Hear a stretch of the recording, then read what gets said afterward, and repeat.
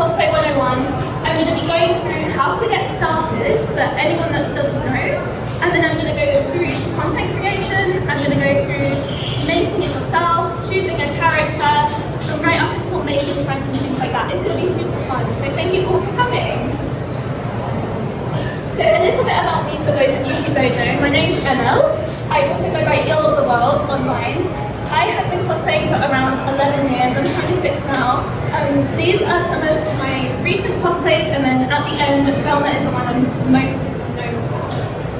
So I think some of you might know that one. So I started off as a really shy cosplayer, lacking in confidence, and I slowly worked my way up to where I am now, on the stage talking to everyone here, which I think is something to be really proud of.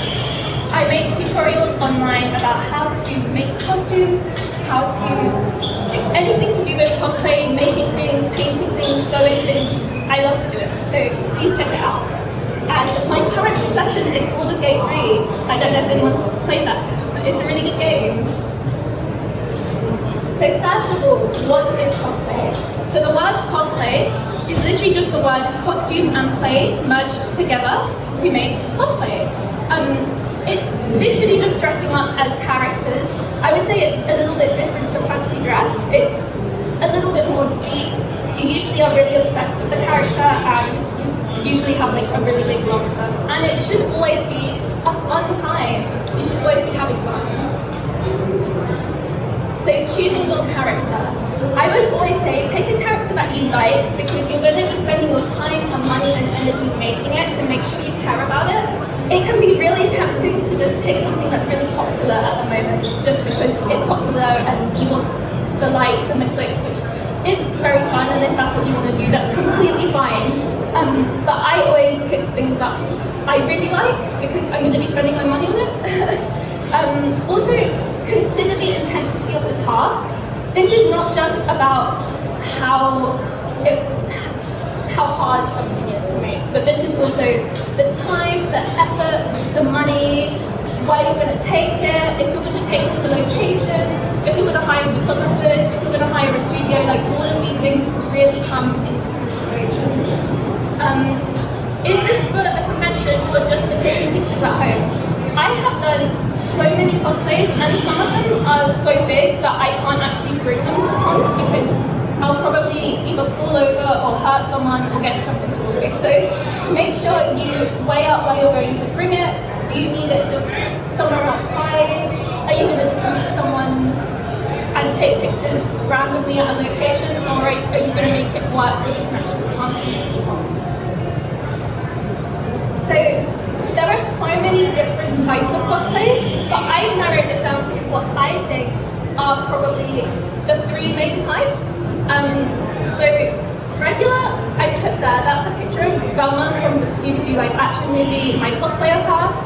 This is literally, I just looked at a picture of 𝙁𝙁 and did it exactly the same, because I really like the character. There's also gender bend, which is when you take a character of the opposite gender and then you swap it into like a female or a male version. So in the middle, that is Wesker from Resident Evil, Albert Wesker, and I just changed him to be a woman. So I changed the hair, I changed it so he can have a top and a skirt instead of like, what does he wear, trousers? So yeah, you can still tell who it is, but it's a gender bend. And then right at the end we have crossplay. This is literally just cross-dressing. So it's when you're a woman and you dress as a man, or if you're a man and you dress as a woman. I want to just say before I go any further, it doesn't matter what gender you are, you can do whatever you want. So picking your first one, it can be tempting to go for something really crazy like this. I would love to cosplay him, he's amazing. But we're going to start small. So an easy way to start is picking a character that's really simple with little detail. I find that cartoon characters work best with this, because they usually have block colours, they usually have really simple things. So taking 𝙁𝙁 as an example, she just has a jumper, a skirt, some socks. These are all things you can find in the high street really easily, and you probably won't have to go far. There's no like specific patterns, there's no like specific thing that you have to find. It's all really simple. I would also say, instead of buying a pre-made outfit, look for individual pieces. So I've annotated it on the side. These are just like easy things you can find instead of just going to eBay and typing in like found a costume and buying a whole costume. It can be a lot easier to do it this way. So I've put them together. So this is me at the side as Velma, and then this is the Velma cartoon. So straight away, you can actually tell that my jumper and socks are a completely different colour to the cartoon. But because she's such a recognisable character, everyone already knows who it is because it's just Velma. Everyone knows Velma. Everyone knows Scooby-Doo. I also put like a magnifying glass as a prop. This is something to hold, and you can really jazz it up and do it however you want. I have labelled the intensity types. Like I said before of the types of cosplay, I would say there's so many different intensity types, but I've just put the 3 main ones. And when I talk about these, this is not how hard something is to do. This is the time, the money, all of that. So the simple one here, this is Ashley Graham from Resident Evil. I had most of this already, and then I just had to buy like a little, like a wig or the necklace, and most of it I had. It was really, really easy. It was really, really cheap. And things like this are perfect, but if you've got a con coming up and you can't just get something the next day, it's really easy if you're just looking in your wardrobe and find things you already have and try and put it together that way. In the middle, this is Luke's from Cosplay Hotel. I put this as the medium intensity because I bought some of this and I made some of this. So the dress and the shoes and the belts, I purchased those online. The wings were originally kids' fancy dress wings, and then I glued individual feathers onto them. I think there's about 400 feathers on that pair of wings. And then I adjusted the neck piece, I painted the sword, and I did the halo itself. So this was like a middle of the road thing because I had to pay a lot of attention to buying the paints, buying the materials, giving myself enough time until the con came up, and then it was finally ready, and I really liked it. Complex is the one I'm wearing right now. This is Jessie from Final Fantasy. So although this was not the most hard thing to make, this is all made of foam. It's very light, it's very easy to wear. But I had to keep buying the same colour and make and brand of paints because it kept running out of the pots were like this big. So that took ages. It took a really long time to do it. It was mainly buying the paints all over again, buying loads of glaze to make it really shiny, buying all the Velcro. It took a really, really long time. So that's actually why it's on the complex side. So making versus buying. This is the thing I get debated the most. I don't think it matters. Do what you want. It's meant to be a fun hobby. So if you want to buy something, just buy it. If you want to make it, just make it. It's completely fine. I would just say make sure you weigh out the cost before you do anything. So I put 2 on the screen here. This one is purchased and the one next to it is handmade. So that dress is actually made out of a bed sheet. I cut up a king size bed sheet and made that dress. And the reason I did that was because at the time, I don't know about now, when I was looking for that character, that's Artoria, there was no cosplay that I saw online that I would like to wear myself. Like, there was nothing that I really liked or really grabbed me, so I thought I could just make one myself and do it better than what I saw. But then with the hotel, this cost like £40 from Amazon next day delivery. It was really, really easy. And I love hotel, so it can be easier to just do that sometimes. But always make sure that you think of the con you want to wear it to, and are you going to have enough time to bring it. I would just say though, please keep in mind, unless it's for a performance, like you're going to sing or a dance or something, a store-bought cosplay can usually not be entered into masquerades. So if you're going to do something with the sole intention of competing, make sure you make it yourself because you won't be able to enter. So creating content. This is one of the most fun parts of this hobby. I love creating content. This is taking a good photo or video. So I'm just going to use this image on the side to reference back to as I go through this part. Good lighting coming from the front is the most key thing to having an image or a video. So it doesn't matter if it's natural or artificial, just make sure it's coming from the front and you're not having any shadows on your face, because that can really affect how it's going to look in the end. An interesting background or a clean background is always good. So that in the background of that image, that's just my bedroom wall. It's just plain. You can also buy a backdrop. You can get them very cheaply and just put them in the background instead. I'm actually sat on a backdrop in that image of 𝙁𝙄𝙉𝘿. So you don't actually have to always use them on the walls. You can like use them to just cover stuff up as well. Good clear quality is always key. And I put on the sides, though that is a ring light, and that is, I don't know what they're called, but it's like this big, it's a light, and you can like put them on a tripod, and they change colour, they're really, really useful. I've used both things in that image. So I've got the red light coming from the side, and then I've got the clear light coming from the front, and it just helps add another dimension to it. Good versus bad. So I want to just say, before I go into this, I don't think there's necessarily a bad photo, but these are both pictures of myself, taken by different people. They're both professionals, but I can just clearly see one is better quality than the other, and I'm going to go through that. So on this side, the left side, the light is coming from behind me, and because it's doing that, it's making my face in shadow. You can barely see what's going on. My dark circles are on show. It's just not a very flattering image. There's also people in the background and like lots of things going on. So when you look at it, your eye does not know where to focus. And because someone just came up to me and put a camera in my face, I didn't know how to pose, and I just quickly went like that. So if I had more time to think about it, I could have done a less awkward pose. And because of all of these things together, it makes the image low quality. I'm not just talking about like the pixels and like the technical quality, because all of these things make this a bad quality image in general. But if you compare it to the clean side, on the good side, the background is nice and clean.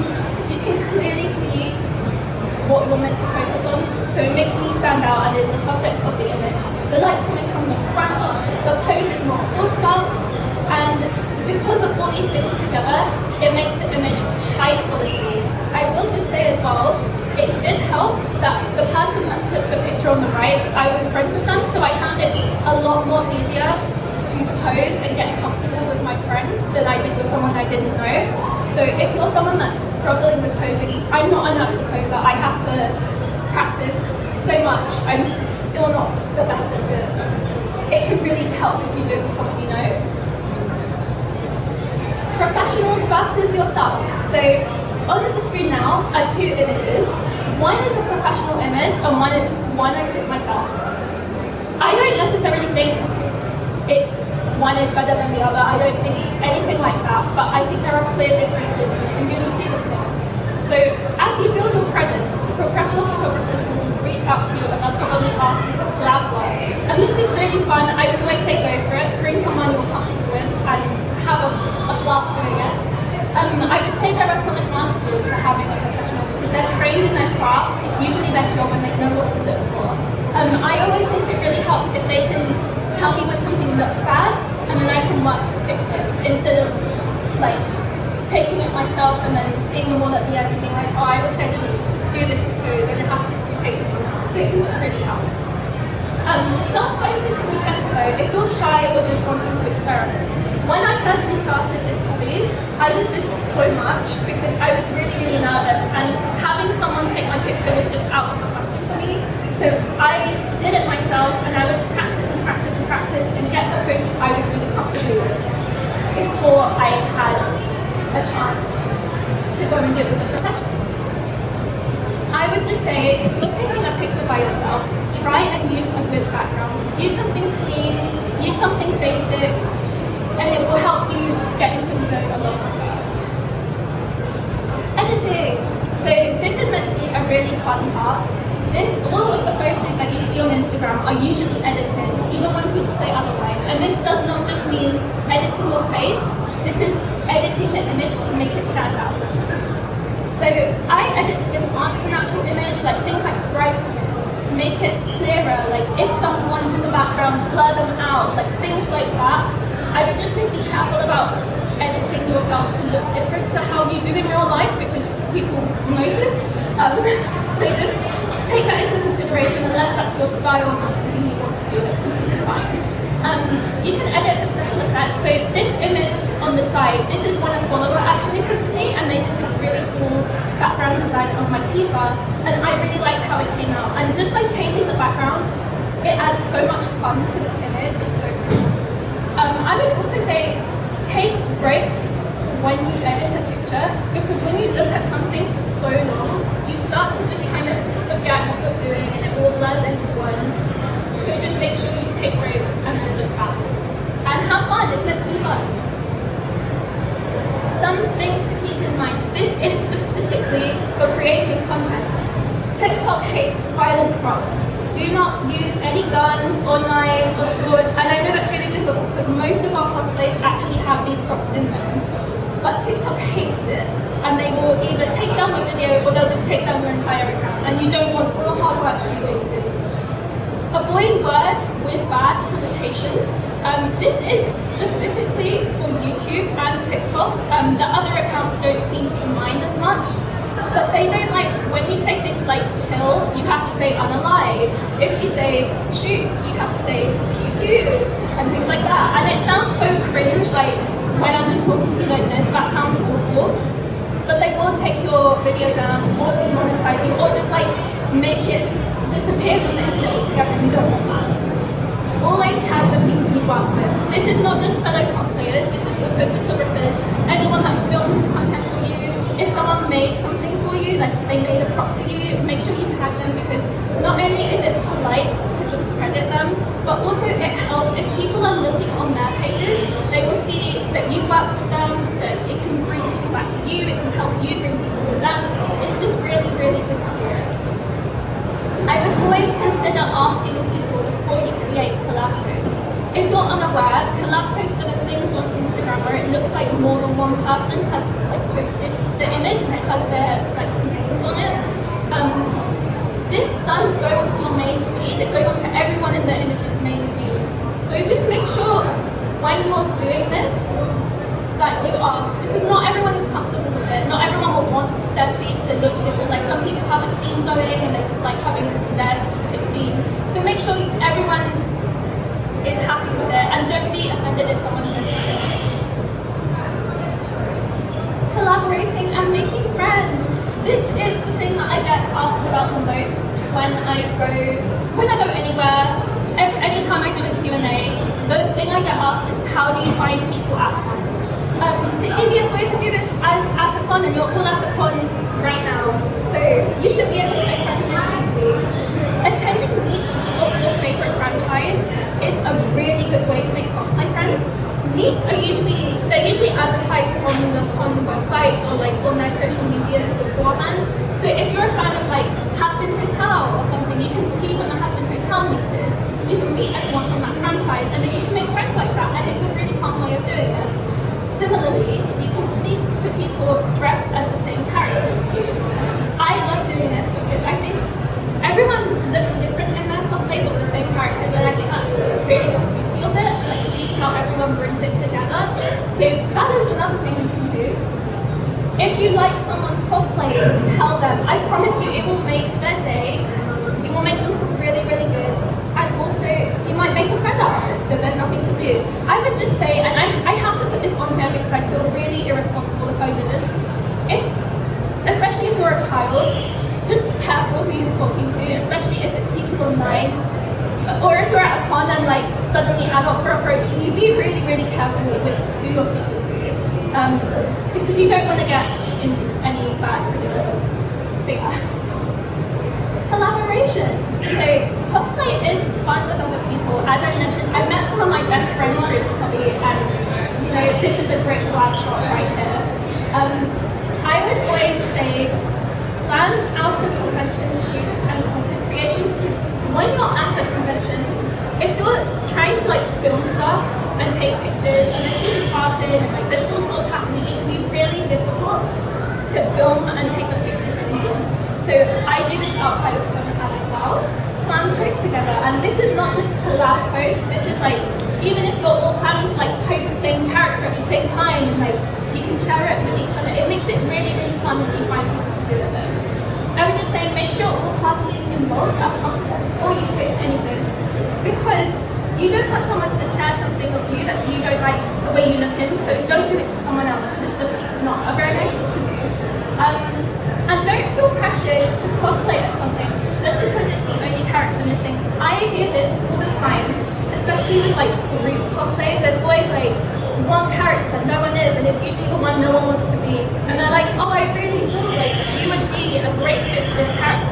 Don't just do it because it's missing. Only do it because you want to do that character and you like that character. And if they're your real friends, they'll understand if you don't want to do something like that.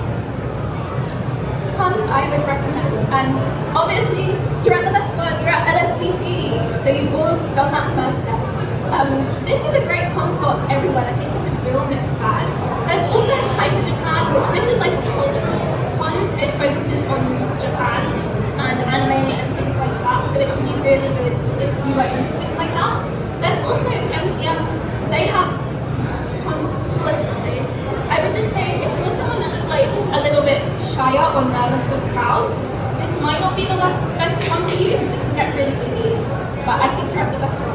You're at LFCC. Things to consider. Is the cosplay you're taking publicly decent?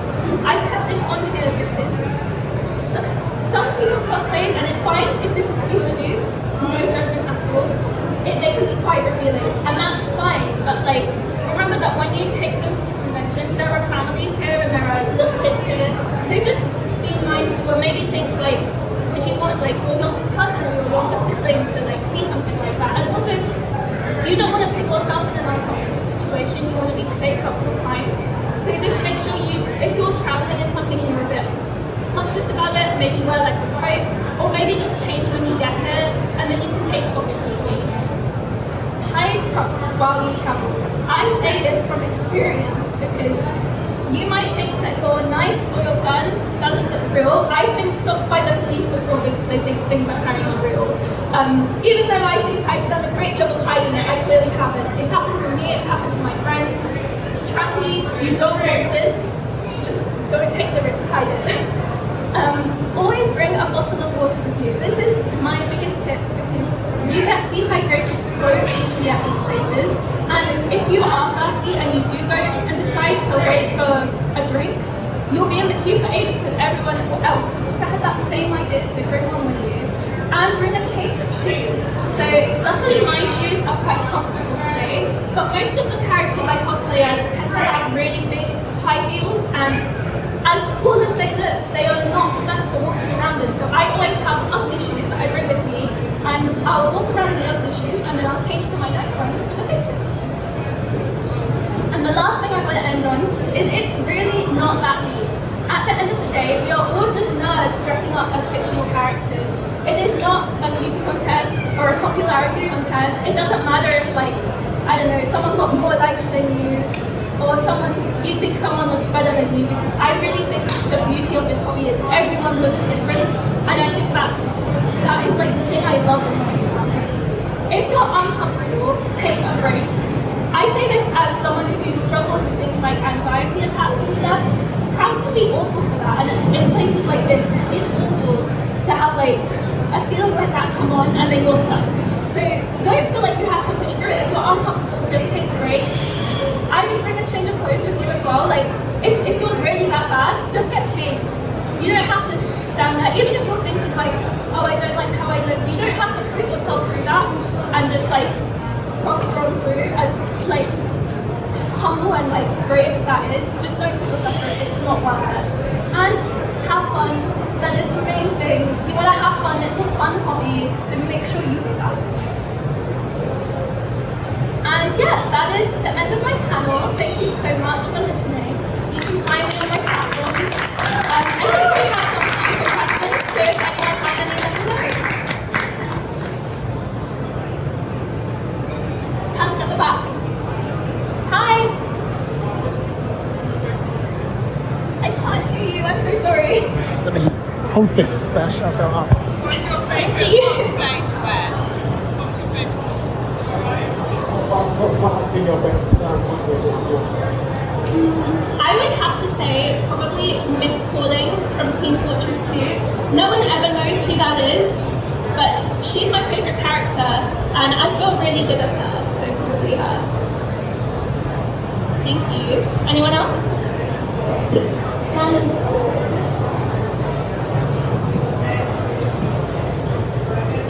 Well, you made an excellent point on the whole TikTok issue, because that happened to me anyway. So, but I understand about the whole props issue that they don't really understand anyway.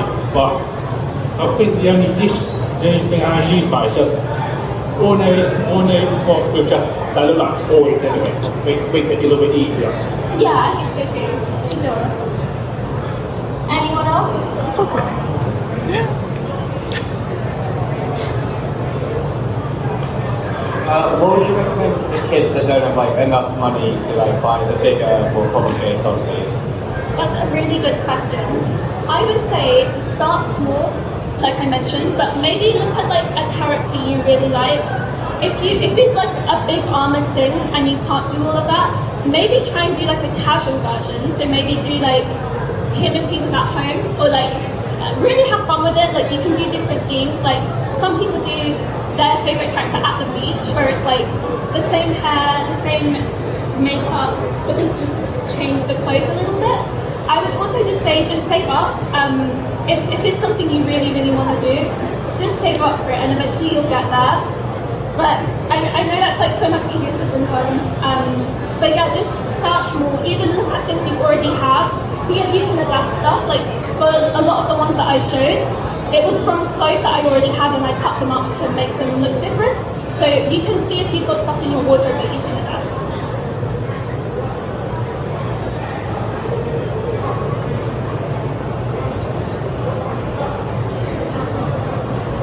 What made you go into cosplay? Sorry? Why did you start doing cosplay? What was the attraction? So I've always been a really nerdy person, like from young, and especially as a girl, I feel like there aren't a lot of spaces where you can show your love for characters as much as, and I don't want to sound sexist, but as much as there is with men. Like I feel like there's a lot of like clubs and stuff that they can go to, and there isn't really that for women. And I've always loved dressing up, like even from a child, and I just kind of never grew out of it. So I kept going. I love sewing, so like any excuse to just sew something or like make something, and I was trying to make them practical. So I was like, okay, I really like this character, but painting it just is a painting there. So maybe I can like make something I can use, and it just stemmed from that. And then I became addicted, and now I'm there.